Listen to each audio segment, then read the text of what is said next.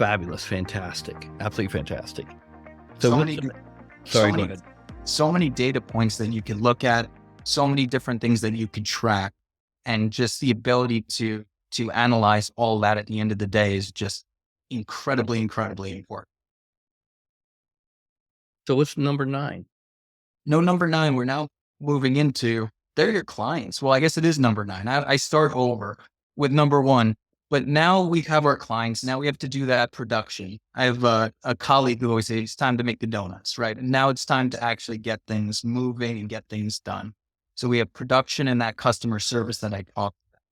So this is the other bit that I believe is the most so I told you before that getting the pre-information out to the clients is one of the most important things to me.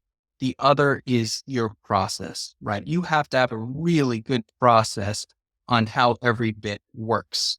So number 9 is task management for your workflows. Now they're your clients. What's next? Who's doing every single little bit of it, Steve? So, the car's going down the assembly line. Who's adding the wheels? Who's adding the motor? Who's doing every single piece of it? And this is where your practice management software tracks all that. It tracks who's doing what. And a good practice management software also could say, hey, I put on the wheels. Now it's your turn to put the motor in. You're up next. And it will tell the next person in line that you finished your task. The next one is up. I Okay. also Go ahead. Sorry. am a huge, huge, huge fan of Kanban boards. And I know everyone on this podcast cannot see what a Kanban board is, but it's like a container. And so for my practice, there's a whole column, a whole stage, we call it, of drafting the document. So I could see how many people are in this draft document section of my process. So being able to visually see how many people are in each stage helps me immensely. And different practice management softwares, some have the Kanban boards, some do not. And I'm a big fan of ones that I'm a visual guy. I need to see it. Otherwise it might get buried. All right. Next up, number 5 or number 13 is time tracking on document emails, on document/emails. So a lot of these practice management softwares, you'll just get like a stopwatch. So at the top of your practice management software will be a stopwatch. You can start working on something and stop.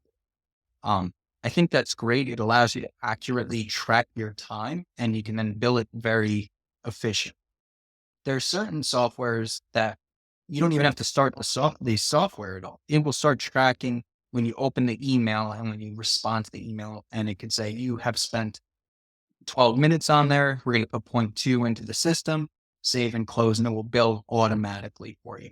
Or if you're working on a motion or any affidavit or anything of that sort, you're writing it. As soon as you hit save and close, it says you spent an hour and 20 minutes on here. We're adding an hour and 20 to the actual file. You could always edit those too, but that's the different time tracking that you could have on documents and emails. I love it. I love Otherwise, it. it's coming from your brain. It's just a guesstimate on how long it's taking you to do. So Yeah. And most lawyers will totally guess on this, and they won't guess up. They'll guess down. Yep. They'll never say, hey, it took me 5 hours to do it. They'll say, it took a couple hours, 2 hours, 3 hours. And this is a major thing to understand, especially if you're managing associates, paralegals. How long does it take to actually get something done? And if you got billable hour quotas, you're trying to improve the process. This is it's a core critical element for me in a CRM. What's your next one? Next up is the client request /portals. So if you want to get cybersecurity, obviously is a main issue. Sending important information through emails. You don't want to be sending people social security numbers or anything like that through an email. So the practice management software has these secure portals where they can have 2-factor authentication. They can sign in. All their documents will be in one place for the client to see. So you could tell them it's all uploaded to their portal. They can then go into the portal themselves and then see all the documents. So it adds an extra level of security. Your practice management software, I would say almost all of them have it. They all should have some form of this. If they don't, it's not a good practice management software. but there should be some form of security in getting documents over to your clients. I'm with you on this one. Once again, this is a do not pass go. If it's not in it, I wouldn't do it.